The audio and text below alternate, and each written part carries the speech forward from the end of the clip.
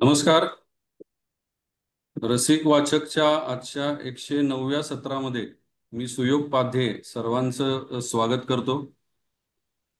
आजच्या आपल्या विषयाचं म्हणजे पुस्तक जे आहे त्याचं नाव आहे वसुंधरेचे शोधयात्री आणि हे सादर करणार आहे डॉक्टर अनुराग लवेकर, ज्यांनी हे पुस्तक लिहिलेलं आहे. पुढे जाण्याआधी मी सगळ्यांना रिक्वेस्ट करतो की आपापले माईक म्यूट ठेवा, जेणेकरून बाकीचे आवाज येऊ नयेत आणि वक्त्याला बोलताना डिस्टर्बन्स येऊ नये म्हणून. आजचे आपले वक्ते आहेत डॉक्टर अनुराग लवेकर. यांच्याविषयी सांगायचं म्हणजे सांगण्यासारखं प्रचंड आहे, कारण यांचे व्यक्तिमत्वाचे पदर अनेक आहेत. तर एवढं मोठं इंट्रोडक्शन आहे की ते देण्यासाठी एक 5-10 मिनिटं जरी लागतील, तर त्यातल्या त्यात मी शॉर्ट करायचा प्रयत्न करतो. याचं 3 भागामध्ये मी सरतो. एक पहिलं शिक्षण आणि अनुभव. तर डॉक्टर MBBS आणि MD मेडिसिन आहेत, DM गॅस्ट्रोएंटरॉलॉजी आणि हिपॅटॉलॉजीमध्ये. त्यांचं शिक्षण जे आहे ते शासकीय वैद्यकीय महाविद्यालय लातूर येथून त्यांनी पदवी प्राप्त केलेली आहे. त्यानंतर NKP सिम्स नागपूर आणि JSS वैद्यकीय महाविद्यालय मैसूर येथून त्यांनी पदव्युत्तर शिक्षण घेतलेलं आहे. त्यांचा अनुभव म्हटला तर नांदेडमध्ये शासकीय वैद्यकीय महाविद्यालय, त्यानंतर गॅलेक्सी हॉस्पिटल, बेंगलोरमध्ये सेंट जॉन्स हॉस्पिटल आणि सागर हॉस्पिटल, आणि त्याशिवाय केअर हॉस्पिटल रायपूर इथं कामाचा त्यांचा अनुभव आहे. सध्या ते अपोलो हॉस्पिटल बेंगलोर येथे कन्सल्टंट गॅस्ट्रोएंटरॉलॉजिस्ट म्हणून कार्यरत आहेत. दुसरा पदर म्हटलं तर त्यांचं सामाजिक काम. त्याच्यामध्ये त्यांनी निनाद फाउंडेशन नांदेड इथं एक समाजसेवी संस्था स्थापन केलेली आहे, त्याचे ते अध्यक्ष आहेत. ह्याच नावानं त्यांचं एक यूट्यूब चॅनलही आहे, ज्याच्यामध्ये ते आरोग्यविषयक प्रश्नांविषयी जनजागृती करतात. त्याशिवाय सर्पदंश प्रतिबंधात्मक उपाय म्हणून ग्रामीण भागातील शेतकऱ्यांना दरवर्षी पावसाळ्याच्या सुरुवातीला गमबुटांचे वाटप आणि तज्ज्ञांच्या व्याख्यानांचे आयोजन करतात. त्याचा शेकडो शेतकऱ्यांना आजपर्यंत लाभ झालेला आहे. त्याशिवाय अवयवरोपण क्षेत्रातील कार्याबद्दल सह्याद्री हॉस्पिटल पुणेतर्फे त्यांचा सन्मान झालेला आहे. सेवार्थ क्लिनिक हा धर्मार्थ दवाखाना नांदेड येथे कार्यरत आहे. शिवाय भटक्या आणि विमुक्त समाजातील सर्वार्थ आणि निराधार मुलांसाठीची गोंदिया येथील पालावरची शाळा ही यांच्या संस्थेतर्फे दत्तक घेतलेली आहे. नांदेड जिल्ह्यातील ग्रामीण भागातील इयत्ता 9वी आणि 10वीच्या गरजू विद्यार्थ्यांना शालेय साहित्याचे दरवर्षी वाटपही ते करतात. असे शेकडो लाभार्थी सुद्धा आहेत. तिसरं गोष्ट आहे आता हे की साहित्य. हे पुस्तक त्यांनी आज जे सादर करतायत ते त्यांनी लिहिलेलं आहे. या पुस्तकाला मागच्या वर्षी जवळजवळ 5 पुरस्कार मिळालेले आहेत. प्रसाद बन राज्यस्तरीय उत्कृष्ट वाङ्मय पुरस्कार, उत्कृष्ट साहित्यासाठी दिला जाणारा कर्नाटक राज्य मराठी साहित्य परिषदेचा कल्याण रत्न पुरस्कार, अश्वमेध ग्रंथालय आणि वाचनालय सातारा तर्फे दिला जाणारा राज्यस्तरीय अक्षर गौरव विशेष साहित्य पुरस्कार, महाराष्ट्र नवनिर्माण विद्यार्थी सेना आणि ध्रुपद एंटरटेनमेंट लिमिटेड ठाणे यांच्यातर्फे दिला जाणारा साहित्य वलय लक्षवेधी राज्यस्तरीय पुरस्कार, जीवन विकास ग्रंथालय छत्रपती संभाजीनगर यांच्याकडून मराठी लेखकाच्या पहिल्या साहित्य कृतीसाठी दिला जाणारा कैलासवासी सावित्रीबाई जोशी पुरस्कार असे. त्यानंतर तालकटोरा दिल्ली येथे फेब्रुवारी 25 मध्ये आयोजित 98व्या अखिल भारतीय साहित्य संमेलनात बृहन महाराष्ट्रातील मराठी माणसाचे साहित्य आणि जीवन या विषयावरील परिसंवादातही त्यांना निमंत्रित केलेलं होतं. तर असं वेगवेगळे पदर यांच्या व्यक्तिमत्वाचे आहेत. आज त्यांच्या या पुस्तकाबद्दल आपण त्यांच्याकडून जाणून घेऊया. डॉक्टर, मी तुम्हाला विनंती करतो की तुम्ही हा सेशन इथून पुढे चालू केला तरी चालेल. धन्यवाद. Okay, thank you. स्लाइड्स दिसत आहेत? हो फुल स्क्रीन आहे ना मी? हो हो, येस. बर. तर जर हे सगळं काही सांगायची गरज नव्हती. पण तरी सुद्धा माझी इतकी छान ओळख करून देण्यासाठी तुमचे धन्यवाद. रसिक वाचक समूह जो आहे ठाण्याचा, त्यांच्यातर्फे म्हणजे तुमच्यातर्फे मला वसुंधरेचे शोधयात्री या माझ्या पुस्तकावर बोलण्यासाठी तुम्ही मला आमंत्रित केलं, त्यासाठी तुम्हा सगळ्यांचे धन्यवाद. रसिक वाचक समूहाचा मी अतिशय आभारी आहे. आणि विशेष करून तुमचं मनीषाताई चव्हाण, भूषणजी मुळे, श्रीकांतजी वाळिंबे, शुभानन आसगावकर, सुप्रियाताई निगुडकर, शौर्यजीत कांगले, अमृताताई संभूस, अमेय बिवलकर, सुयोगजी पाध्ये, आणि अजून कोणी आपल्यापैकी जर राहून गेलं असेल माझ्याकडनं नाव घ्यायचं तर मला क्षमा करा. अशा आपल्या सगळ्या समविचारी लोकांनी जे एकत्र येऊन ही वाचन चळवळ चालवलेली आहे, हे चालवणं सोपं नाहीये काम. 100 पेक्षा जास्त पुस्तकांवरती चर्चा घडवून आणणं आणि ती चर्चा पुढेही चालू ठेवणं ही फार कौतुकाची गोष्ट आहे आणि मला हे फार छान काम वाटतं.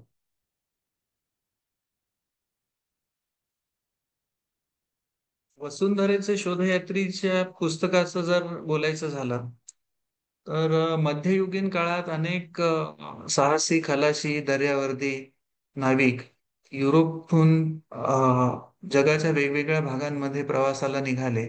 सागरी मार्गाने ते गेले आणि सागरी मार्गानेच त्यांना जाणं का भाग पडलं, हा प्रवास करत असताना त्यांना काय अडचणी आल्या आणि त्यांनी केलेल्या प्रवासातून जी नवीन बेटं शोधली गेली, नवीन भूभाग शोधले गेले, नवीन रस्ते शोधले गेले, त्याचे जगाच्या इतिहास भूगोलावरती काय परिणाम झाले, त्यातून जगाचं धर्मकारण, समाजकारण, राजकारण, अर्थकारण, संस्कृती हे सगळं कसं बदलत गेलं यावरती हे पुस्तक आधारलेलं आहे. आणि त्याच्या केंद्रस्थानी अर्थातच ज्या दर्यावर्द्यांनी हे प्रवास केले होते त्या सगळ्या या व्यक्तिरेखा आहे. अ, भूगोलाच्या इतिहासावर भूगोलाच्या रंगमंचावरती इतिहासाचं नाट्य कसं घडत असतं, हे या पुस्तकाचं थीम आहे आणि हे या पुस्तकातनं बघायला मिळेल. या- हे हे पुस्तक आहे आणि या पुस्तकाचे साधारण 350 पेक्षा जास्त पानं आहेत आणि याचे 5 भाग केलेले आहेत. या पुस्तकात 3 परिशिष्ट आहेत. या 5 भागांमध्ये पहिला भाग जो आहे त्याच्यात गेल्या 2000 वर्षांपूर्वी पासनं सुद्धा युरोपियन लोकांना भारताचं आणि आशियाचं, चीनचं आकर्षण कसं होतं, का होतं, त्यामागे व्यापार होता. तसंच एकदम या शोधमोहिमांनी हे आकर्षण 2000 वर्षांपूर्वीपासून होतं, पण ह्या शोधमोहिमांनी अचानक एकदम त्यामागे धर्मयुद्धांची पार्श्वभूमी कशी होती आणि त्या काळात भारतीय उपखंडातली परिस्थिती कशी होती, ही सगळी पार्श्वभूमी पहिल्या भागात घेतलेली आहे. दुसऱ्या भागामध्ये आफ्रिका खंडाचं एक्सप्लोरेशन कसं होत गेलं हा सगळा आढावा घेतलेला आहे. तिसऱ्या भागात युरोपहून भारताकडे येणाऱ्या सागरी रस्त्याचा टप्प्याटप्प्याने शोध कसा लागला ही सगळी माहिती दिलेली आहे. आणि चौथ्या भागात अमेरिका खंडाचा शोध कसा लागत गेला हे सगळं सांगितलं आहे. आणि पाचव्या भागात ऑस्ट्रेलिया, अंटार्क्टिका खंड हे सगळं एक्सप्लोरेशन कसं झालं हा सगळा आढावा घेतलेला आहे. परिशिष्टांमध्ये जर सांगायचं झालं तर काही अक्षवृत्त म्हणजे काय, रेखावृत्त म्हणजे काय, अशा ज्या आपल्या म्हणजे इथे सगळे चांगले वाचक आहेत, पण सर्वसामान्य माणसाच्या दृष्टीने जर विचार केला तर त्यांच्यासाठी अशा ज्या भौगोलिक संज्ञा आहेत त्यांना कळावं म्हणून त्या संज्ञांचं स्पष्टीकरण देणारी माहिती आहे. दुसरं परिशिष्ट हे कालपटांचं आहे आणि तिसरं परिशिष्ट जे आहे ते संदर्भ सूचीचं आहे. एकदा माझा मुलगा मिहीर, त्याला 5 वर्षांचा होता आणि त्याचा वेळ जावा म्हणून मी गोष्ट सांगितली आणि ती गोष्ट होती कोलंबसची. युरोपहून कोलंबस भारतात येण्यासाठी निघाला. अमेरिकेला तो युरोपहून जेव्हा निघाला तेव्हा अटलांटिक महासागरातनं निघाला आणि वेस्ट इंडिज बेटांवरती जाऊन पोहोचले. तिथनं तो परत युरोपला गेला. तर अशी ती गोष्ट होती. यायचं होतं भारतात, जाऊन पोहोचला वेस्ट इंडिजवर आणि परत गेला स्पेनला परत गेला तो. तर त्याच्यात काय काय घडलं हे सगळं मी त्याला नकाशावरती समजावून सांगितलं, आणि त्या गोष्टीमध्ये तो आणि मी असं दोघंही आम्ही इतके गुंगून गेलो होतो की मला असं वाटलं की आपण हे सगळं लिहायला पाहिजे. आणि मग त्याच्यावरती मी अभ्यास केला, आणि त्यातून हे जसं जसं अभ्यास करत गेलो त्यातून हे पुस्तक आकाराला येत गेलं. अर्थात पुस्तक लिहायचं म्हणजे ती काही सोपी गोष्ट नव्हती. पुस्तक लेखनाचा प्रवास हा अजिबात सोपा नव्हता माझ्यासाठी. पुस्तक लिहिण्याचा मला कसलाही पूर्वानुभव नव्हता. आणि हे पुस्तक लिहायचं म्हणजे ते काही माझे स्वतःचे अनुभव नव्हते, किंवा माझ्या मनातले विचार, किंवा मला कविता सुचली म्हणून मी काय ती लिहून काढली, असं झालं नाही. या पुस्तकासाठी मला संशोधन करावं लागलं, बरंच अभ्यास करावा लागला. आणि जे काही संशोधन करावं लागलं त्याच्यासाठीचं जे मटेरियल होतं ते सुद्धा सगळं इंटरनॅशनल आर्काइव्ज लायब्ररीवरती होतं. ते इंग्लिशमध्ये होतं. मला जरी इंग्लिश वाचनाची सवय असली तरी त्याचा प्रॉब्लेम हा होतो की जेव्हा आपण इंग्लिशमधनं पुस्तकं वाचतो तेव्हा त्याच्यावरती विचार सुद्धा आपण इंग्लिशमधनंच करतो. आणि मराठीतून पुस्तक लिहायची वेळ येते त्यावेळेला, विशेषतः जेव्हा तांत्रिक शब्दांचे मराठी अर्थ आपल्याला शोधायची वेळ येते, तेव्हा ती जास्त विशेष फार अडचणीची वाटतात. फर्स्ट मेट सारखे शब्द जेव्हा असतात तेव्हा त्यांना मराठी शब्द शोधायला खूप अडचण जाते. मला मराठीतून टायपिंग करायची पण सवय नव्हती.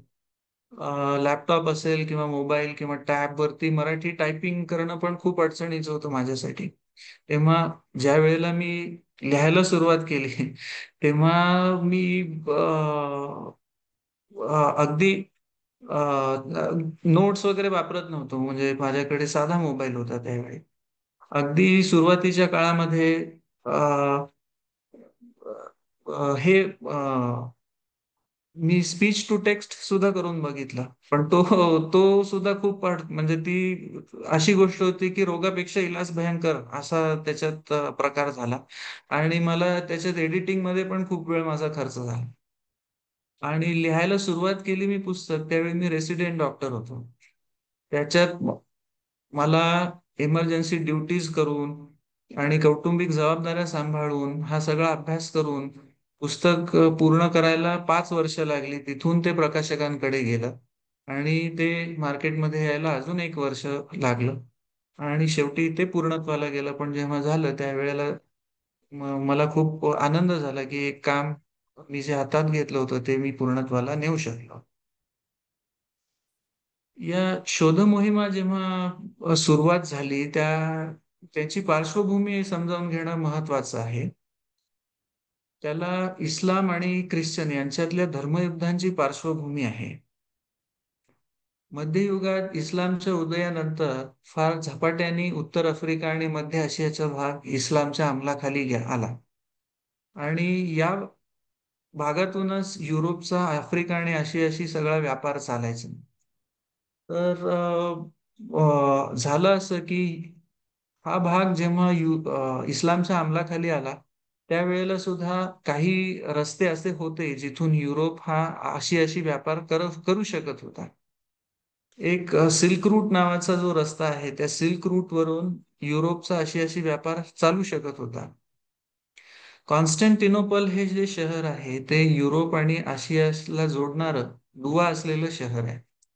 1453 मध्ये हे शहर, कॉन्स्टँटिनोपल नावाचं जे शहर आहे ते ऑटोमन तुर्कांनी जिंकून घेतलं आणि ते शहर सुद्धा इस्लामच्या अंमलाखाली गेलं, मुसलमानांच्या ताब्यात गेलं. आणि तिथून मात्र असं झालं की युरोपियन लोकांना आफ्रिका असेल किंवा आशिया असेल त्या दोन्ही खंडांमध्ये जायला एकही रस्ता, जमिनीवरचाही रस्ता उरला नाही. आणि आपल्याला हे माहिती आहे की युरोपची सगळी युरोपियन सगळे देश हे व्यापार प्रधान देश आहेत. ते काही भारतासारखे कृषी प्रधान देश नाहीये, शेतीवरती अवलंबून असलेले देश नाहीत. त्यामुळे त्यांना व्यापाराशिवाय काही चालूच शकत नाही त्यांचं. आणि रस्ते जर नसतील त्यांच्याकडे, जमिनीवरनं जाणारे रस्ते नसतील, तर त्यांना समुद्री मार्गाने जाणारे रस्ते शोधणं हे अतिशय गरजेचं होतं. आता कॉन्स्टँटिनोपल जर इस्तंबूल झालं असेल तर दुसरं त्यांना रस्ता कुठून शोधणार, आणि त्या गरजेतून त्यांना सागरी मार्ग शोधणं भाग होतं.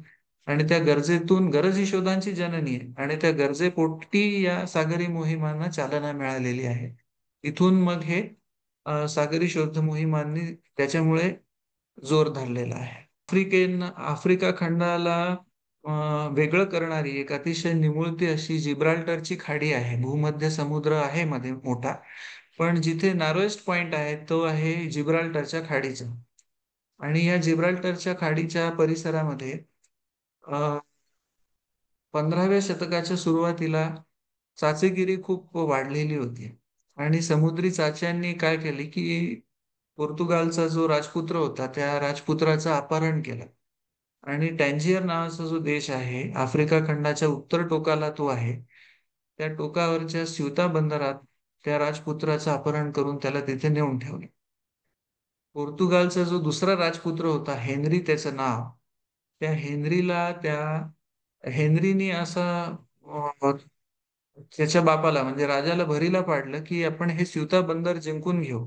आणि त्याने ते जिंकलं. त्याच्यानंतर हेनरीच्या हे लक्षात आलं की आफ्रिका खंडाचं एक्सप्लोरेशन झालं पाहिजे. आणि त्या गोष्टीचं महत्त्व त्याच्या लक्षात आलं.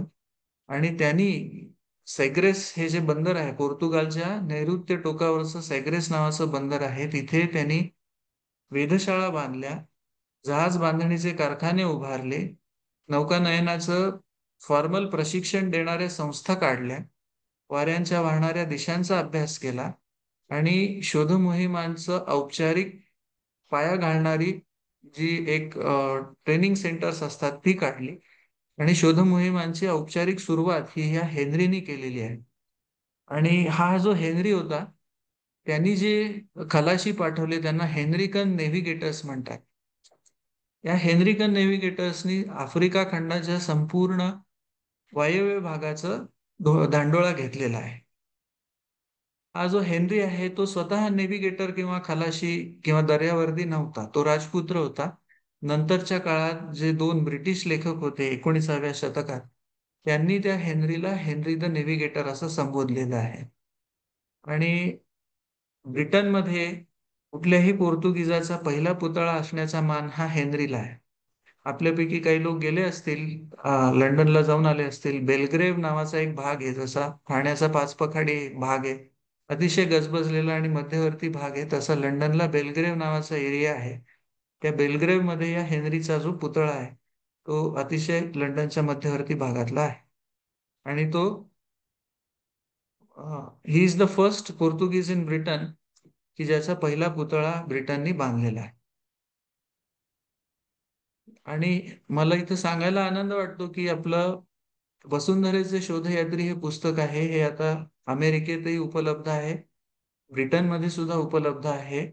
आणि एका ब्रिटिश मराठी बाईनी ते वाचलं आणि हेनरीच्या पुतळ्याजवळ त्याचा फोटो काढलाय. आणि हे टॉवर ब्रिज जवळ पण माझ्या एका मित्राने फोटो काढून पाठवला मला, त्यामुळे मला खूप आनंद झाला त्या गोष्टीचा. अ, हेनरीच्या हेनरीनी पाठवलेले जे खलाशी होते त्यांनी कुठपर्यंत आफ्रिकेचा वायव्य किनारा धुंडाळला होता हे याचा साधारण अंदाज येतो या नकाशाकडे पाहून आपल्याला.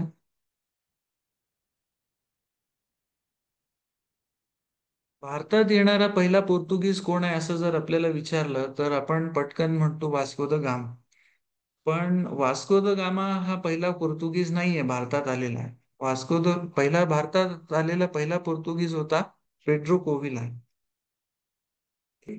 पोर्तुगाल, मग स्पेन, तिथून इटली, मग ग्रीस, मग भूमध्य समुद्रातनं इजिप्त, इजिप्तहून मग अ, अ, तांबड्या समुद्रातनं तो येमेनला गेला, येमेनहून अरबी समुद्रातून भारतात आला, भारताच्या पश्चिम किनारपट्टीवरची काही बंदरं त्याने धुंडाळली. आणि मग तिथून तो परत अ, येमेनला गेला, येमेनहून इथिओपियाला आला. इथिओपियाच्या राजाने त्याला हेरगिरीच्या संशयावरनं कैदेत टाकले. आणि मरेपर्यंत तो त्या इथिओपियाच्याच राजाच्या कैदेत होता. पण इथिओपियाच्या राजाच्या कैदेत असताना सुद्धा त्यांनी आफ्रिका खंडाच्या किनाऱ्याच्या म्हणजे आफ्रिका खंडाच्या पूर्व किनाऱ्यावरच्या सगळ्या बंदरांची माहिती आणि भारताच्या पश्चिम किनारपट्टीवरच्या सगळ्या बंदरांची माहिती पत्र लिहून पोर्तुगीज दरबाराला कळवत होता. तो कळवत राहिला शेवटपर्यंत. जेव्हा पेड्रो कोविला भारतात आला होता त्याच वर्षी बार्थोलोम्यू डायस नावाचा जो खलाशी होता 1488 साली, त्या बार्थोलोम्यू डायसला आफ्रिका खंडाला वळसा घालता येऊ शकतो ही गोष्ट सिद्ध करता आली. तो सुद्धा ऍक्सिडेंटली त्यांनी घातला होता वळसा. एका वादळामुळे तो आफ्रिका खंडाला वळसा घातला गेला होता. आणि तो जेव्हा परत गेला तेव्हा बार्थोलोम्यू डायसला आफ्रिका खंडाला वळसा घालता येतो ही गोष्ट सिद्ध झालेली होती. त्यामुळे वास्को द गामा जेव्हा भारतात आला तेव्हा पेड्रो कोविला आणि बार्थोलोम्यू डायस या दोन्ही लोकांनी दिलेल्या माहितीची सांगड घालत वास्को द गामा भारतात आलेला आहे. तो काय असं रॅन्डमली आला नाही आणि त्याच्या मागे जवळजवळ 100 वर्ष चाललेले प्रयत्न होते आणि त्याच्या आधारावरती वास्को द गामा भारतात आलाय. आता वास्को द गामा कसा आला, कधी निघाला आणि भारतात 20 मे 1498 ला तो आला. आता ती सगळी डिटेल मी काही सांगत नाही इथे. भारतात वास्को द गामा आला आणि कालिकत बंदरात पोहोचला त्यावेळी काय झामोरीन राजा नव्हता कालिकतला, तो आला गडबडीने. पोन्नई नावाचं जे गाव आहे तिथे ती उन्हाळी राजधानी आहे त्यांची, त्या राजधानीच्या जागी तो गेला होता. तो कालिकतला आला परत. आणि जेव्हा वास्को द गामाला तो भेटला त्यावेळेला वास्को द गामा त्याच्यावरती कसलीही प्रकारची छाप पाडू शकला नाही. कारण एखाद्या राजाने जर दुसऱ्या राजाला आपला प्रतिनिधी पाठवला असेल तर काहीतरी नजराणा पाठवायचा असतो. वास्को द गामा त्याला कसलेही नजराणे देऊ शकला नाही. त्यामुळे काही राजावरती त्याचं काही इम्प्रेशन पडलं नाही झामोरीनवर. त्याला वाटलं हा कुठला तरी बुरटा चोर आहे. आणि वास्को द गामा वरती वास्को द गामाला अरब व्यापाऱ्यांची पण खूप मोठी स्पर्धा होती. तो पण एक खूप मोठा दबाव होता गामावर. त्यामुळं भारतातून गामाला लवकरच काढता पाय घ्यावा लागला. काहीतरी फुटकळ खरेदी केली त्याने मसाल्यांची, दालचिनी आणि मिरे घेतले आणि तो ऑगस्ट मध्ये पोर्तुगालला जायला परत निघाला. ज्यावेळी तो परत निघाला त्यावेळेचा काळ ऑगस्ट होता. ऑगस्ट मध्ये तो परत निघाला. आता हे आपल्याला माहिती आहे की या काळात मान्सून चे नैऋत्य मोसमी वारे भारताकडे वाहत असतात. आणि वास्को द गामाच्या प्रवासाची दिशा ही त्याच्या अगदी विरोधी दिशा होती. भारतात यायला वास्को द गामाला आफ्रिकेतून भारतात यायला खूप कमी वेळ लागला. 23च दिवसात तो भारतात पोहोचला. पण उलट जाताना भारतातून वास्को द गामाला खूप त्रास झाला आणि त्याचा स्वतःचा एक भाऊ मेला. त्याची जहाजं बुडाली, त्याच्या सोबतची माणसं मेली. तरी सुद्धा वास्को द गामा इतक्या अडचणींवर मात करून ज्या वेळेला पोर्तुगालला परत पोहोचला त्यावेळेला त्याचं खूप भव्य स्वागत करण्यात आलं. त्याचं कारण असं होतं की भारताकडे येण्याचा सागरी रस्ता त्याला शोधण्यात यश आलं होतं. आणि ही खूप मोठी उपलब्धी होती. जवळजवळ 100 वर्ष असे प्रयत्न चालले होते आणि हे त्याच्या आधी कुणाला जमलं नव्हतं. दुसरं कारण असं होतं की इतकं नुकसान सोसूनही वास्को द गामा म्हणजे कुठलाही राजकीय करार तो राजाशी करू शकला नाही झामोरीनशी. आणि त्याच्या सोबतची माणसं मेली, भाऊ त्याचा गेला. तरी सुद्धा आणि त्याची खरेदी सुद्धा खूप फुटकळ होती. दालचिनी मिरे वास्को द गामा जे काही दालचिनी आणि मिरे वास्को द गामा पोर्तुगालला परत घेऊन जाऊ शकला होता त्याचा जो नफा झाला वास्को द गामाला तो त्याच्या एकूण गुंतवणुकीच्या 60 पट होता. म्हणजे इतकं नुकसान सोसून सुद्धा गामाला एकूण गुंतवणुकीच्या 60 पट नफा झालेला होता. आणि या दोन गोष्टींमुळे एकतर सागरी रस्ता शोधला आणि दुसरा नफ्याचा रस्ता दाखवला. या दोन गोष्टींमुळे गामाचं खूप मोठं स्वागत करण्यात आलं. अं, त्याच्यानंतर भविष्यात वास्को द गामाने 2 वेळा भारतात सागरी मोहिमा आखल्या. पण आता आपण त्याच्यावरती आताच काही बोलणार नाही.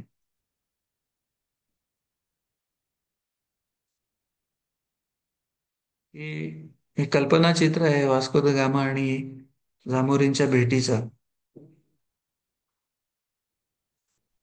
कामाच्या नंतर कॅब्राल नावाचा एक खलाशी पोर्तुगीजांनी भारतात पाठवला. भारताकडे येता येता केप वर्दे बेट ओलांडल्यानंतर चुकून तो ब्राझीलला पोहोचला. आणि त्या काळात ब्राझीलहून कसलीही रस्ते म्हणजे ब्राझीलचा हा नव्याने लागलेला शोध होता त्याला. त्या काळात कसलेही रस्ते नसताना, माहिती नसताना फक्त होका यंत्राच्या साहाय्याने तो ब्राझीलहून भारतात आला. ती पण एक खूप मोठं यशच मानलं पाहिजे. कॅब्रालला सुद्धा कसलेही करार मदार करण्यात यश आलं नाही झामोरीनशी. आणि अपयशी म्हणजे व्यापारी दृष्ट्या अपयशी होऊन कॅब्राल भारतातून परत गेला. पुढे त्याला विजनवासात जावं लागलं. राजाची त्याच्यावरती खपामर्जी झाली. पण एक झालं की ब्राझील हा अमेरिकेतला असा एकमेव देश झाला जो पोर्तुगीज भाषा बोलतो. बाकी मध्य अमेरिका आणि दक्षिण अमेरिकेतले सगळे इतर देश स्पॅनिश भाषा बोलतात. पण ब्राझीलवरती पोर्तुगीजांचं राज्य 1822 पर्यंत राहिलं. म्हणजे जगभरातली ही पोर्तुगीजांची राज्य आहेत. त्यातलं भारतातलं पोर्तुगीजांचं जे राज्य होतं त्याला ते साम्राज्य म्हणतात. पण जे काही राज्य भारतातलं होतं त्याच्यासाठी अल्फोन्स डी अल्बुकर्क हा कारणीभूत होता. त्याच्या नावाने अल्फोन्स म्हणजे अल्फान्सो मँगो हा किंवा हापूस आंबा ज्याला आपण म्हणतो त्याचं नाव आहे. तो अल्फोन्स डी अल्बुकर्क हा कारणीभूत होता पोर्तुगीजांचा भारतातल्या साम्राज्य विस्तारासाठी. त्याला एम्पायर ऑफ द सी असं म्हणतात. तर हे सगळे म्हणजे पोर्तुगीजांनी भारतात येणारा सागरी रस्ता टप्प्याटप्प्याने कसा शोधून काढला हे आता आपण थोडक्यात बघितलं. आणि त्याचा हा धावता आढावा मी घेतला शॉर्ट मध्ये. लिस्बन मधलं टेगस नदीवरचं हे मॉन्युमेंट ऑफ डिस्कव्हरी आहे, ज्याच्या सुरुवातीला हेनरी द नेव्हिगेटर आहे आणि त्याच्यानंतर त्यांनी पाठवलेले काही खलाशी आहेत. आणि नंतरही त्यांनी न पाठवलेले पण ज्यांनी पोर्तुगाल या देशाकडनं काही चांगली कामगिरी केली असे लोक आहेत. त्याची ही पश्चिमवर्ती बाजू आहे आणि ही पूर्ववर्ती बाजू आहे. ह्याच्यातले काही आपल्या ओळखीचे असतील, काही अनोळखी असतील. त्याच वेळी जगाच्या पश्चिम गोलार्धात काय घडत होतं हे पण पाहूया. कोलंबस हा एक साधा विणकर होता. पण तो अतिशय महत्वाकांक्षी आणि चिकाटीचा माणूस होता. अतिशय धाडसी माणूस होता. जगाबद्दलच्या त्याच्या काही संकल्पना होत्या. म्हणजे जग गोल आहे, पृथ्वी गोल आहे ही गोष्ट तेव्हा सिद्ध म्हणजे सर्वमान्य झालेली होती. आणि आपण अटलांटिक सागरातनं पश्चिमेकडे जर प्रवास करत राहिलो तर पूर्वेकडून निघू आणि चीन आणि भारतात येण्याचा रस्ता आपल्याला सहज सापडेल असं सरळसोट गृहीतक होतं कोलंबसचं. टॉस्कॅनेली नावाच्या एका माणसाने त्याला जगाचा नकाशा काढून दिलेला होता आणि तो नकाशा त्याच्या डोक्यात एकदम फिट बसलेला होता. आणि त्यानुसार मध्ये अमेरिका नावाचा खंड आहे हेच त्याला माहिती नव्हतं. म्हणजे त्याला काय जगात ही गोष्ट त्यावेळेला कुणालाच माहिती नव्हती. आणि त्याच्यामुळे अर्थातच हे गृहीतक त्याचं जे होतं ते चुकीचं होतं. त्यावेळेला ही गोष्ट त्याला माहिती नव्हती. त्याची सगळी गणितं होती ती सुद्धा चुकलेली होती. पृथ्वीचा जो परीघ आहे, कोलंबसनी जी आकडेमोड करून कॅल्क्युलेट केलेला पृथ्वीचा परीघ पण चुकीचा होता.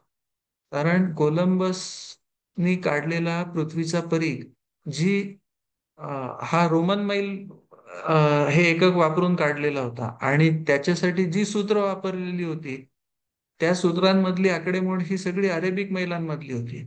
अशा खूप गोष्टी आहेत की ज्याच्यामुळे कोलंबसचा प्रवास काय त्याचं जिवंत वाचणंच अशक्य ठरलं असतं. पण जेवढा कोलंबस धाडशी होता एवढाच कोलंबस नशीबवान सुद्धा होता. त्यांनी आपला प्रस्ताव आधी पोर्तुगीज दरबारापुढे ठेवला. पोर्तुगीजांनी त्याला भीक घातली नाही. म्हणजे त्याचे सगळे प्रस्ताव कोलंबसचे पोर्तुगीजांनी धुडकावून लावले. दरबारी राजकारण त्याच्या मागे होतं.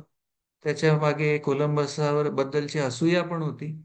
आणि काही दिवसानंतर जेव्हा 1488 मध्ये बार्थोलोम्यू डायसने आफ्रिका खंडाला वळसा घालता येऊ शकतो हे सिद्ध केलं, त्यावेळी तर पोर्तुगीजांचं सगळं लक्ष हे त्या मार्गाने भारताकडे येण्यावरती केंद्रित झालेलं होतं.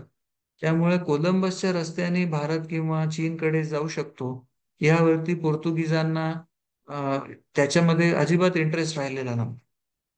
मग काही दिवसांनी कोलंबस स्पॅनिश दरबारात गेला. स्पेनची तिथे तऱ्हा वेगळीच होती. तिथे राजा होता फर्डिनांड आणि राणी होती इसाबेल.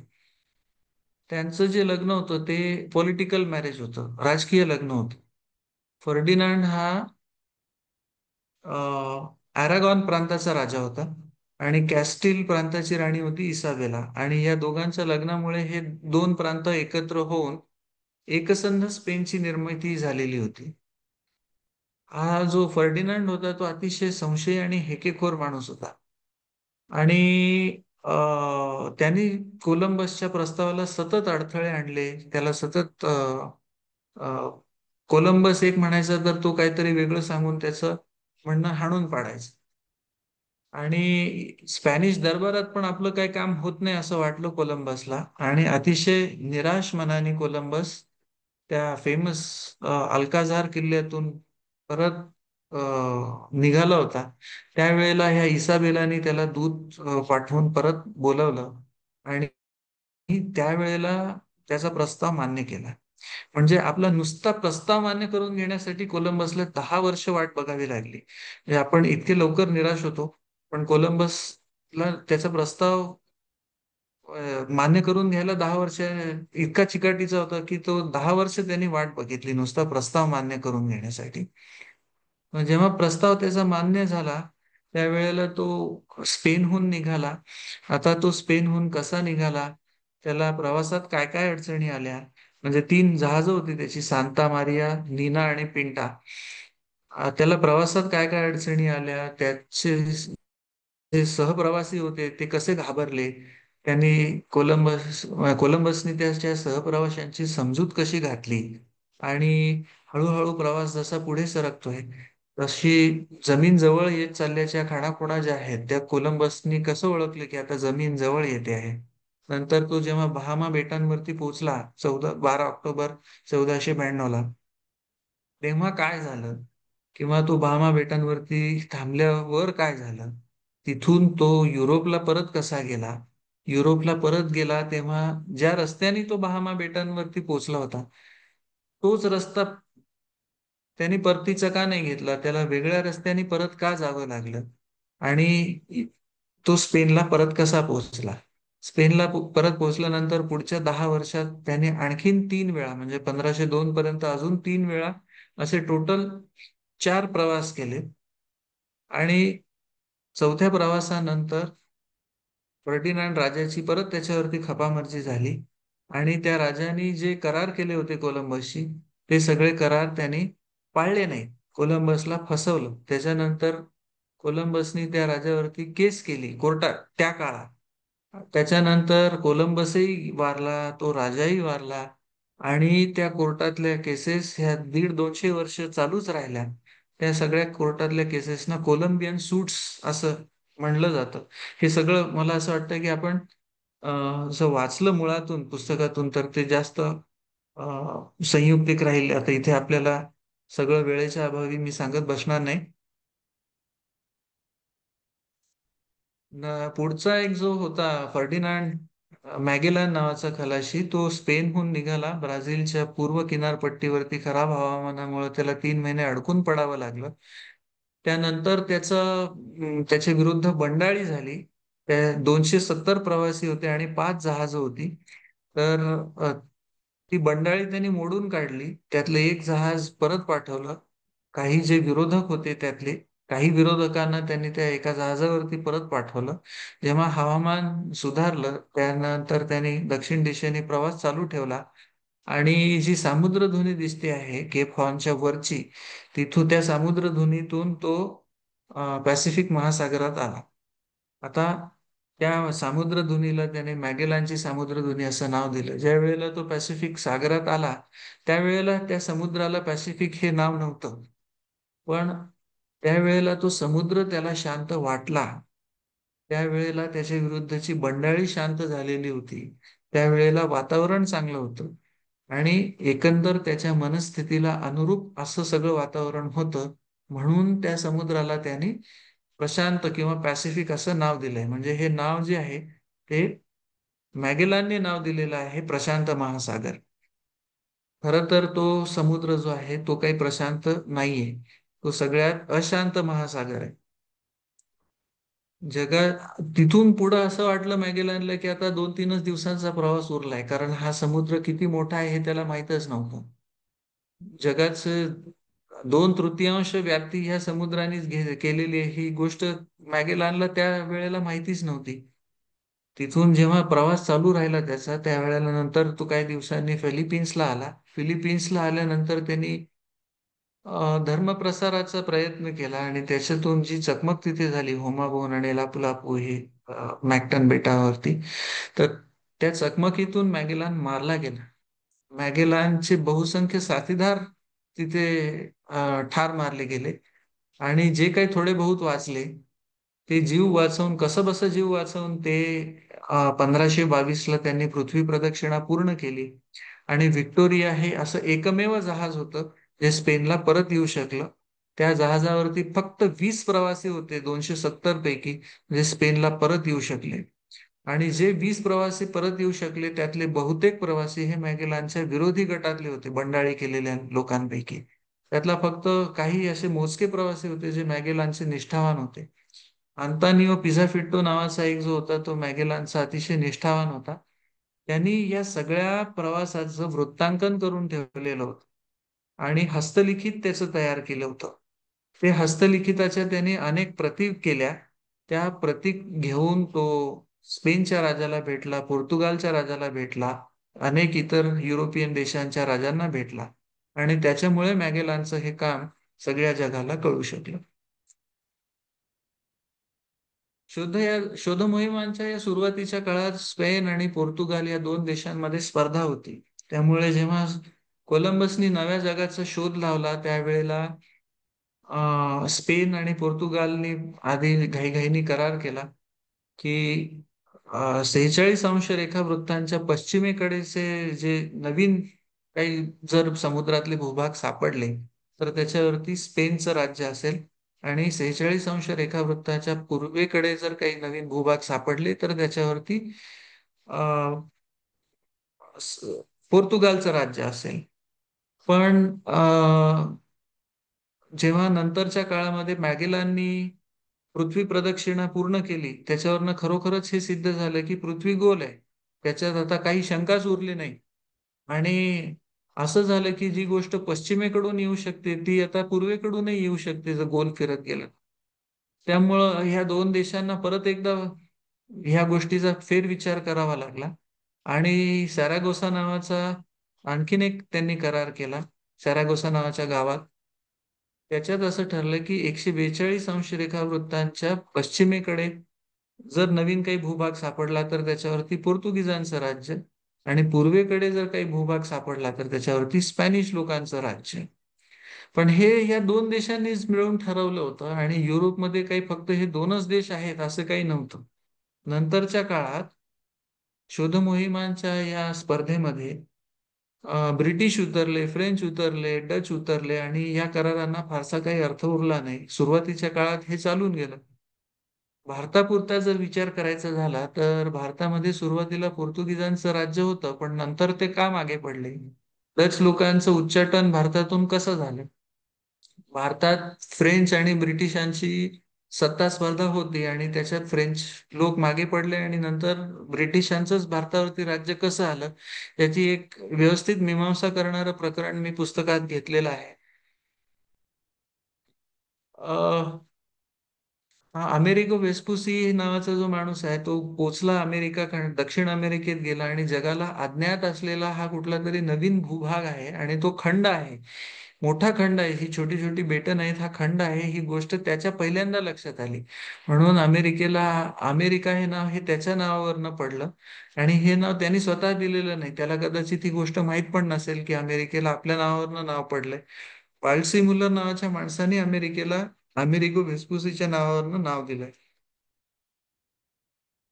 किंवा बाल्बोआ हा नावाचा जो दर्यावर्दी आहे तो पनामाच्या पूर्व किनाऱ्यावरनं पश्चिम किनाऱ्यावरती गेला. पॅसिफिक समुद्र हा त्यांनी पहिल्यांदा बघितलाय.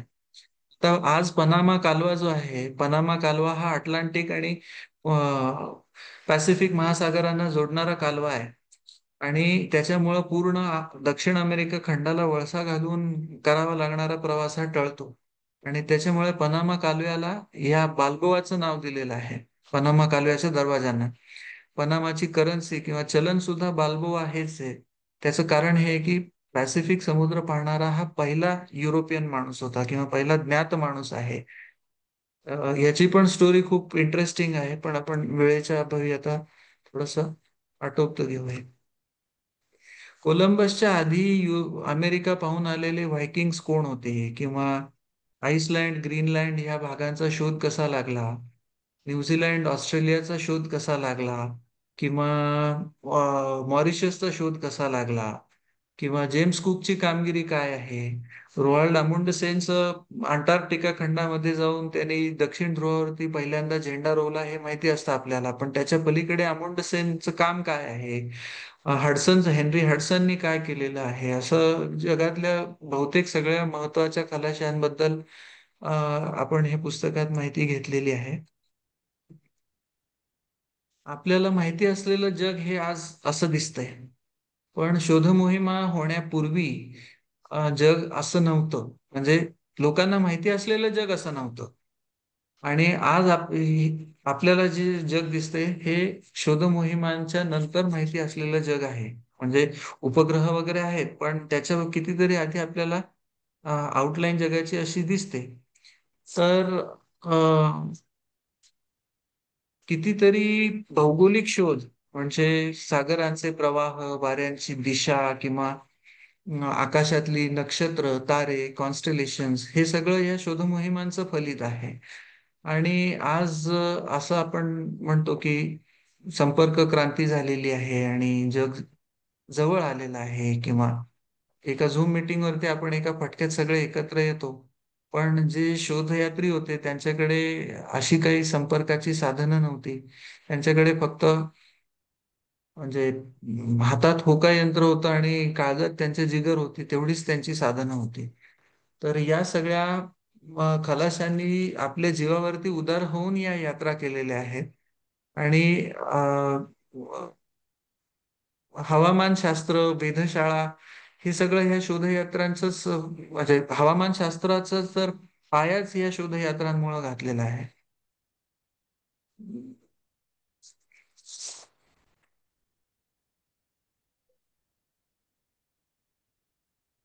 या शोधयात्रेने केलेल्या किंवा दर्यावर्दींनी केलेल्या शोध मोहिमांमुळं नुसतं नवीन सागरी बेट किंवा नवीन भूभाग, सागरी रस्तेच शोधले गेलेत असं नाही झालेलं. तर पृथ्वी, जल, अग्नी, वायू आणि चंद्र, सूर्य, आकाश, तारे किंवा नक्षत्र असे जे अष्टवसू आहेत, आणि त्या अष्टवसूंना धारण करणारी म्हणून ती जी वसुंधरा आहे, आणि त्या वसुंधरेच्या अशा वसुंधरेच्या उपलब्ध ज्ञानामध्ये भर पडलेली आहे.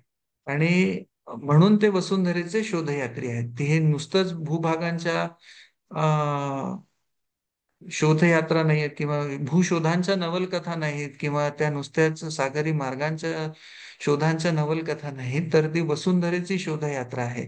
आणि त्यामुळे वसुंधरेच्या शोधयात्रेवरती निघालेल्या शोधयात्रींचं हे पुस्तक आहे, म्हणून ते वसुंधरेचे शोधयात्री असं आहे. तर या विषयावरचं हे पुस्तक मला वाटतं एक जवळजवळ 40 वर्षांनी मराठीत आलेलं पुस्तक आहे. भाव्यांच्या नंतर 40 वर्षांनी जवळजवळ मराठीत या विषयावरचं पुस्तक आलेलं आहे. याच्यानंतर एखादी काही पुस्तक आलं असेल तर मला माहिती नाही. पण आणि ही गोष्ट गिरीश कुबेरांनी सांगितली या पुस्तक प्रकाशनाच्या समारंभात. मलाही माहिती नव्हतं हे. अ, बहुतेक सगळ्या महत्वाच्या शोधयात्रींवरचं एक वस्तुनिष्ठ आणि माहितीपूर्ण पुस्तक हे आहे असं वाटतं मला. आणि एक गठ्ठा माहिती आहे सगळ्या शोधयात्रींची. तर ही सगळं आपण सगळ्यांनी जरूर वाचावं अशी मी आपल्याला विनंती करेन. आणि अजून आपल्या काही शंका असतील किंवा आपल्याला काही प्रश्न असतील तर आपण त्याच्याकडे जाऊया. मला या पुस्तकावरती बोलण्याची संधी दिली त्याबद्दल रसिक वाचक समूहाचे परत एकदा आभार. डॉक्टरांचं संशोधन या विषयावर खूपच आहे ते दिसतं या सादरीकरणातून. तर आपण आता मंच सर्वांसाठी खुला करूया. ज्यांना कोणाला काही विचारायचं असेल, काही प्रतिक्रिया द्यायची असेल तर जरूर द्यावी. काही प्रश्न विचारायचे असेल जरूर विचारावे. झेंग ही नावाचा एक खलाशी होता जो चायनातून भारतात आला होता. But he was not an explorer. Zheng ही हा व्यापारी हेतू घेऊन चीन मधून भारतात आलेला होता. आणि त्याचा हेतू हा होता की चीनी नेव्हल फोर्स पुढे जगाला नमवणं. नंतर झेंग हीच्या नंतर चायना कोलॅप्स्ड त्याची माहिती आहे. झेंग ही खोजा होता तो. म्हणजे आणि फार पूर्वी आपले म्हणजे असं म्हणतात की चोला साम्राज्य, पल्लव साम्राज्यामधली लोक इंडोनेशियाशी व्यापार करायचे. तर मग हो, त्या लोकांना आपण शोधयात्री म्हणता येईल का? नाही. त्याचं कारण असं आहे, हा प्रश्न मला नेहमी विचारला जातो की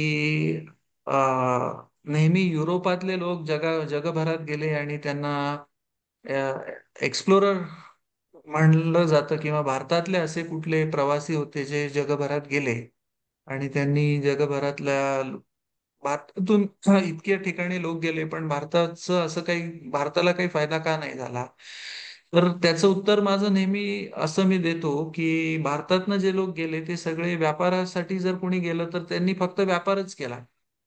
भारतातून जर कोणी धर्म प्रसारासाठी गेलं तर त्यांनी फक्त धर्म प्रसारच केला. समजा कोणी पुजारी किंवा पंडित किंवा बौद्ध भिक्खू गेले तर त्यांनी तेवढंच काम केलं. तिथे जो माणूस गेला त्यांनी समजा इथून एक माणूस इंडोनेशियात गेला तर इथून इंडोनेशियाला जायचं कसं, किती वेळ लागतो, रस्ता कुठला आहे, तिथे झाडं कुठली उगवतात, तिथे राज्य कोण करतंय, त्यांचे आपापसातले संबंध कसे आहेत, भारताला त्याचा कसा फायदा होईल किंवा भारतात जे राज्य करते याचं कसलंही डॉक्युमेंटेशन केलं नाही. किंवा समजा व्यापारी गेला असेल तर त्या व्यापाऱ्यांनी व्यापार केला, नफा कमवला, तो भारतात परत आला. त्यांनी कमावलेला नफा तो व्यापारी मेल्यानंतर संपला. त्याचा देशाला काही फायदा झाला नाही. तर त्यामुळे त्या लोकांना शोधयात्री म्हणता येऊ शकत नाही. आणि त्यांनी नंतर नंतर तर असं झालं की आपण हेच बंद केलं, समुद्र प्रवासच बंद केला.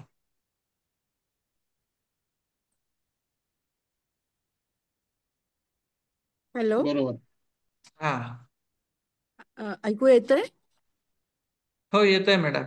हा, मी ऍक्च्युली थोड्या वेळाने जॉईन झाले या मीटिंगमध्ये, त्यामुळे हा, सुरुवातीला काय सांगितलं माहित नाही. पण माझा एक प्रश्न आहे की वास्को हा. दी गामा भारताचा रस्ता काही भारतीय व्यापाऱ्यांनीच दाखवला आहे, खरंय? हो, खरं आहे ना. कारण वास्को द गामा हा आफ्रिकेच्या पूर्व किनाऱ्यावर पर्यंत आला होता. आणि ओके. वास्को द गामा हा ऍक्च्युअली त्यांनी पेड्रो कोविला मूळ हा त्याचा पूर्वसूरी आहे. हम्म. आणि आफ्रिकेच्या पूर्व किनारपट्टीवरती भारतीय व्यापारी जाऊन व्यापार करायचे. ओके. हा. म्हणजे त्यांनी शोध नाही लावला म्हणू शकू आपण, त्याला माहित पडलं. नाही नाही, त्यांनी युरोपहून आफ्रिका खंडाला वळसा घालून भारतात यायचा कसा हा रस्ता फक्त रस्ता त्यांनी कुठला? शोधलाय. भारताचा शोध नाही लावला त्यांनी. भारत पहिल्यापासूनच होता ना. होता तिथे, हा. आणि आणि त्याच्या आधी अजून कसं मी ऐकलं होतं का वाचलं होतं कुठं, मला वाटतं प्रतिभा रानडेंनी सांगितलं होतं की वास्को हा. दी गामाच्या डायरी त्याच्या हस्ताक्षरातल्या लंडनच्या टॉवरमध्ये आहेत. आणि वाकणकर म्हणून जे इतिहास तज्ञ होऊन गेले ज्यांचं आता उज्जैनमध्ये मला वाटतं एक मोठं म्युझियम आहे, तर त्यांना त्या प्रत्यक्ष प्रती तिथल्या क्युरेटरनं दाखवल्या वगैरे, आणि त्यात ह्या सगळ्या गोष्टी लिहिलेल्या आहेत, असं काही आहे का? मला या गोष्टीची कल्पना नाहीये मॅडम. मला पाहावं लागेल. मला अंदाज नाही आहे. ओके. येस. संतोष विद्वांस यांना काही प्रश्न विचारायचा आहे. संतोष, तुम्ही अनम्यूट करा आणि विचारा प्रश्न. हा नमस्कार. येतोय आवाज? नमस्कार. हा हा, नमस्कार, येतोय.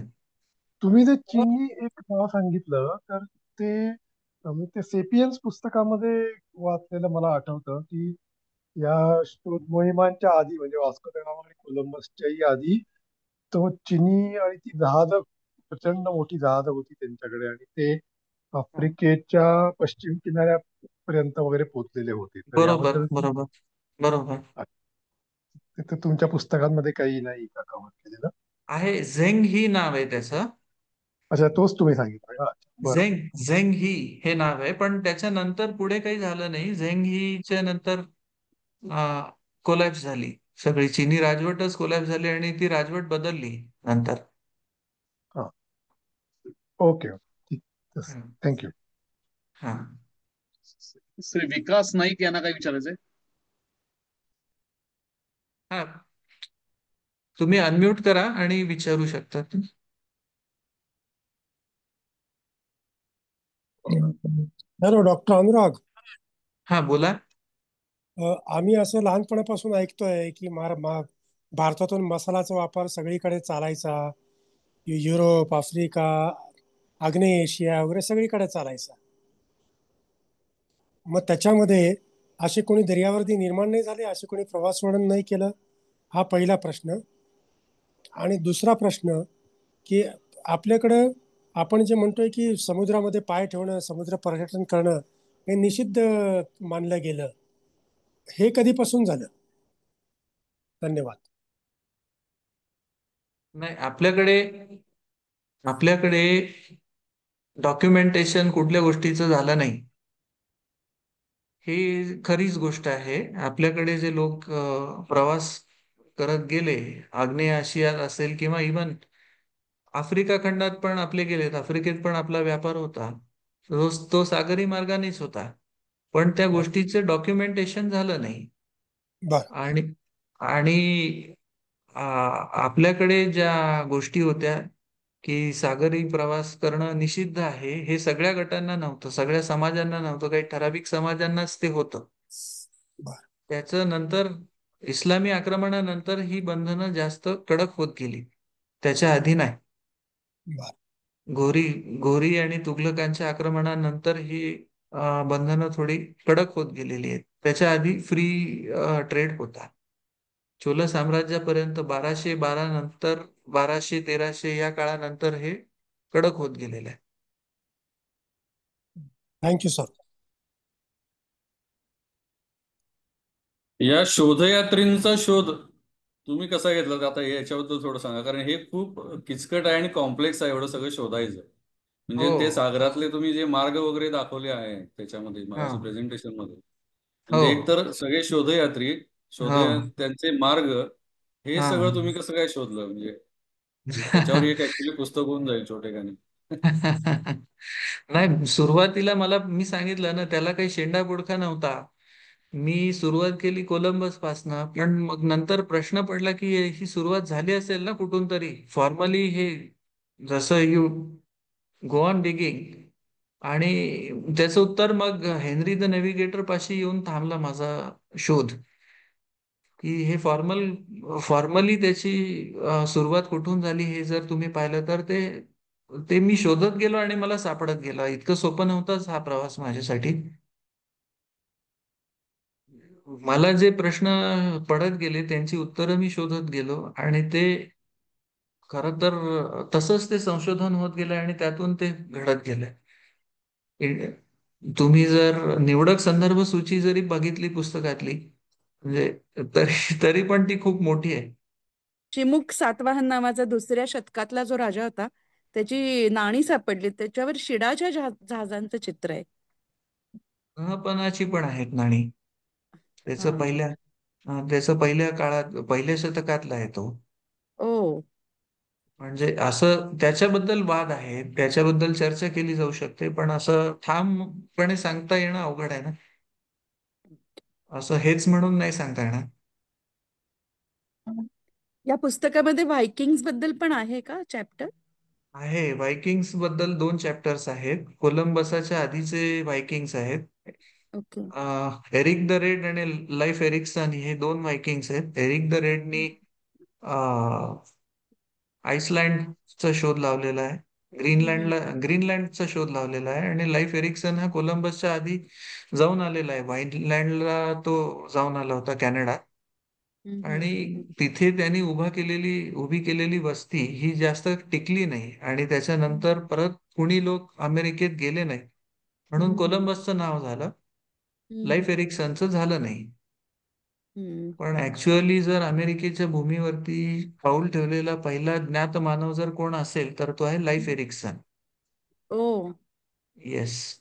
त्याचं नाव पण नाही कुणाला माहिती पण. नाही माहिती आहे, पण फेमस झाला कोलंबस. नाव कळलं. आता जी व्हाईनलँड म्हणजे म, कॅनडाच्या पूर्व किनारपट्टीवरची जी भूमी आहे, व्हाईनलँड म्हणतात त्याला, ओके. तिथे तो जाऊन पोहोचला होता. हम्म. लाईफ एरिक्सन नाव आहे त्याचं, आहे त्याची सगळी स्टोरी आहे पुस्तकात. तो एरिक द रेडचा मुलगा होता. एरिक द रेड यांनी ग्रीनलँडचा शोध लावलेला आहे, किंवा ग्रीनलँडला त्यांनी वस्ती स्थापन केली होती, आणि एरिक द रेडला हाकलून दिलं होतं. कुठून? नॉर्वेतून. नॉर्वेतून तो आधी आईसलँडला जाऊन पोहोचला होता, आईसलँडमध्ये राहत होता. पण होतं काय की भारतात फार डिटेल्स वाचलं जात नाही या लोकांबद्दल, किंवा खूप त्यातल्या टेक्निकॅलिटीज ह्या बारीकीने इंटरेस्ट घेऊन वाचल्या जात नाही. जास्त आपल्याला भारताबद्दलच्या गोष्टींमध्ये इंटरेस्ट असतो. राईट. शुभानंदजी, तुम्हाला काही बोलायचं होतं? हो. डॉक्टर साहेब, तुमचा कार्यक्रम फार सुंदर झाला. तुम्ही माहिती खूप छान दिलीत. मला एक प्रश्न आहे की तुम्ही वैद्यकीय क्षेत्रातले आहात, तर या संबंध शोधयात्रेत तुम्हाला वेगवेगळ्या ठिकाणचे किंवा वेगवेगळ्या बोटींवरती काही वेगवेगळे आजार किंवा त्यावेळेची औषधं ही माहिती मिळाली का, आणि त्यात काही विशेष तुम्हाला इंटरेस्टिंग वाटलं का? Good question. हा. नाही, बघा, आजार हे काय, विटॅमिन सी म्हणजे क्वीन्स स्कर्वी आणि विटॅमिन सी डेफिशियन्सी हा एक खूप कॉमन आजार होता. मॅगेलांनी त्याच्यावरती मात करण्यासाठी क्वीन्स हे फळ ठेवलेलं होतं, आणि त्याच्याने लोक जायचे. बहुसंख्य लोक हे त्या काळातले, मला असं वाटते, मानसिक आजारांची शिकार व्हायचे. मानसिक म्हणजे त्यांना खूप जेलसी असायची, किंवा एकमेकांच्या बद्दलच्या ईर्ष्येतनं ते एकमेकांचे खून पाडण्यापर्यंत त्यांच्यावरती त्या एक्सटेंटला जाऊन ते एकमेकांशी स्पर्धा करायचे. पण असे असे काही लोक होते की जे पुरेसे फिट नसायचे, आणि बारीक सारीक आजारांनीच ते मरायचे. असं पण मग त्याचे डिटेल्स काही मला कुठे मिळाले नाहीत, किंवा त्याचं मला काही डॉक्युमेंटेशन करावं, किंवा त्या हेतूने मी काही तो अभ्यास केला नाही. तर मला असं विचारायचं होतं की कोलंबस किंवा वास्को द गामा कुठल्या प्रकारची जहाज वापरायचे या प्रवासासाठी? हे बघा, जहाज हा इव्हॉल्व्ह होत गेलेला प्रकार आहे. आधी हेनरी द नेव्हिगेटरच्या काळात त्यांनी जेव्हा जहाज बांधणी चालू केली, तेव्हा कॅरावेल हा प्रकार त्यांनी इन्व्हेंट केला. सुरुवातीला जहाज ही विरोधी दिशेने येणारी वारी भेदून जाऊ शकत नव्हती. मग कॅरावेल हे पहिलं असं जहाजाचा प्रकार होता की तो विरोधी दिशेचा वारा भेदून जाऊ शकत होता. नंतर आणखीन प्रगत जहाजं आली आणि नंतर उर्डानेटाच्या काळातली जी जहाजं जर आपण पाहिली, उर्डानेटा हा असा माणूस होता ज्यांनी मनीला टू अकॅपल्को म्हणजे मनीला टू पनामा असा उलटा प्रवास केलेला आहे. आणि तर त्याच्या काळात गॅलियन म्हणजे गलबत तयार झालेली आहेत. म्हणजे अगदी छोट्यापासनं मोठी जहाजं ही ओव्हर टाइम इव्हॉल्व्ह होत गेलेली आहे. आधी हेनरी द नेव्हिगेटरच्या काळात कॅरावेल होतं, नंतर गॅलियन गॅलियन ट्रेडच म्हणतात ह्याला. गॅलियन म्हणजे गलबत. तर हा असा टप्प्याटप्प्याने विकास होत गेलेला प्रकार आहे जहाजांचा. आता नेमकं कोलंबसनी कुठलं वापरलं आणि यांनी कुठलं वापरलं, वास्को द गामानी, हे सांगता येणं अवघड आहे. पण कोलंबसची 3 जहाजं होती, नीना, पिंटा आणि सांता मारिया. त्यातलं नीना हे सगळ्यात छोटं होतं. पिंटा हे पिंटा म्हणजे पेंटेड, आणि सांता मारिया हे त्यातल्या त्यात मोठं जहाज होतं. एवढं सांगता येईल आपल्याला. भारतीय लोकांच्यात ही वृत्ती नव्हती का शोध घ्यायची? नाही, सॉरी. भारतीय लोकांच्यात ही वृत्तीच नव्हती का शोध घ्यायची जगाचा? मध्ययुगात जेव्हा युरोपियन लोकांमध्ये ही वृत्ती जास्त चिकित्सा काय म्हणतात त्याला, युरोपियन लोक जेव्हा जास्त क्युरियस होते त्यावेळेला भारत हा वेगळ्या मोडवरती होता. तेव्हा भारतात इस्लामी आक्रमणाला जास्त तोंड द्यायचं, म्हणजे भारताची परिस्थिती त्यावेळी वेगळी होती. आपण इतर देशांमध्ये जावं, एक्सप्लोरेशन करावं, ही वृत्ती तोपर्यंत आपली मागे पडली होती. भारतात त्याच्या आधीच्या काळामध्ये सगळं कल्चर फ्लरिश होत होतं. भारतात त्याच्या आधीच्या काळामध्ये स्थापत्य विकसित झालं होतं, चित्रकला विकसित झाली होती, खगोलशास्त्राचा विकास झाला होता, नृत्य विकसित झालं होतं, चित्रकला विकसित झालेली होती. नकाशा भारतात केव्हाही विकसित झाला नाही. भारतीय नकाशा तज्ज्ञ कोण आहे असं जर विचारलं तर आपल्याला अजूनही नाव सांगता येत नाही. ओरिजिनल किंवा पुरातन काळात भारतातला नकाशा तज्ज्ञ कोण, याचं उत्तर आपल्याकडे नाहीये. ते शास्त्र विकसित झालंच नाही. किंवा बदलत्या काळानुसार जर आपल्याला विचारलं की नवीन शस्त्र भारतात कुठली तयार झाली, तर ते पण शास्त्र आपल्याकडे नाही विकसित झालं. दुसऱ्या देशातले लोक घोड्यांवर येऊन आपल्याकडे आक्रमण करत राहिले आपल्यावरती, पण अजून गजदळाचाच वापर करत राहिलो कितीतरी वर्ष, आणि त्याच पद्धतीने लढून हारत राहिलो लढाया. म्हणजे that is sad but that is truth. सगळ्यांच्या आज बऱ्याच जणांच्या प्रतिक्रिया आलेल्या आहेत जास्तीत जास्त, आणि पुस्तक बघूनच आणि एकूण आवाका बघूनच बाप रे असं तोंडात आपसुकच येतं. आणि इतका मोठा पुस्तकाचा आणि तितका विषयाचा इतका मोठा आढावा आवाका आहे. आणि अनुराग सरांनी तर अतिशय मोजक्या शब्दामध्ये, रसाळ वाणीमध्ये, आणि सर उत्तम मराठी बोलताय तुम्ही, काही त्याच्यामध्ये हे नाहीये. तुम्ही म्हणत होता मराठी सवय नाही, पण उत्तम तुमचं नाही, सवय मराठी नाही आहे. म्हणजे काय की येतातच ना शब्द असे. मी राहतो बेंगलोरला, त्यामुळे इंग्लिश शब्द येतातच बोलण्यात. हो, पण तितकं चालतं.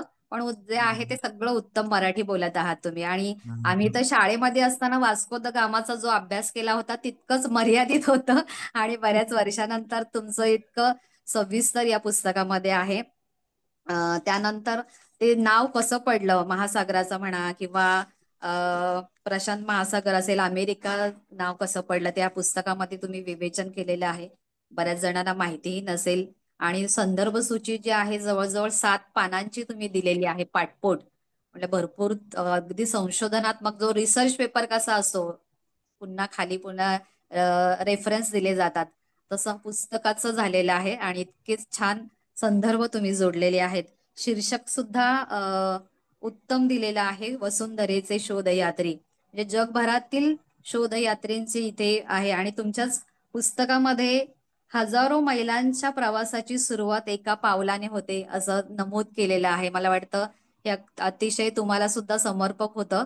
तुम्ही एक पाऊल उचललेलं आहे इतका सगळा धांडोळा घेण्यासाठी. मी जसा शुभानंद काकांनी इथे उल्लेख केला गिरीश कुबेरांचा.